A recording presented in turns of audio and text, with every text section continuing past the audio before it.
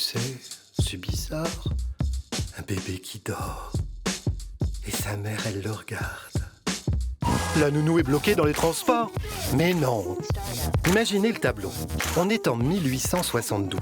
Les Français découvrent le service militaire moderne obligatoire. On lit Alice à travers le miroir de Lewis Carroll. Georges Bizet compose l'Arlésienne. Bref, on parle de femmes, mais l'action, c'est pour les hommes.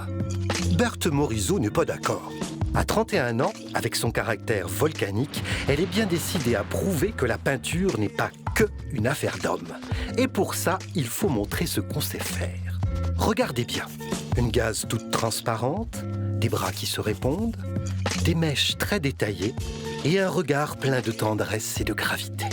Pas de doute, Berthe Morisot maîtrise son sujet. Cette Madone fait écho de façon très moderne aux nombreuses vierges à l'enfant. Ici, pas de Sainte Marie, mais la propre sœur de l'artiste, Edma, et son bébé, dans une scène du quotidien. Derrière la tendresse maternelle se dessine aussi le destin de la femme du XIXe siècle, enfermée dans son rôle domestique comme Edma dans les diagonales de cette toile. Berthe Morisot sait qu'elle n'aura pas le destin de ses pères masculins malgré sa volonté farouche. L'école des beaux-arts est d'ailleurs interdite aux femmes. Pourtant, la finesse du voile, le détail des doigts qui le retiennent, l'apaisement du visage de l'enfant, tout montre à quel point les leçons particulières du peintre Camille Corot ont été profitables. Et pourtant, c'est plus souvent en tant que modèle de son beau-frère, Édouard Manet, que l'on connaît Berthe Morisot. Le tableau est peu remarqué lors de l'exposition impressionniste de 1874. Berthe Morisot est la seule femme à y exposer. Après sa mort prématurée, son œuvre est peu considérée.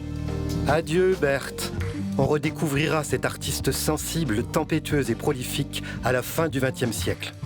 Il était temps. Le berceau est acquis par les musées nationaux en 1930. Il rejoint le musée d'Orsay dès son ouverture en 1986.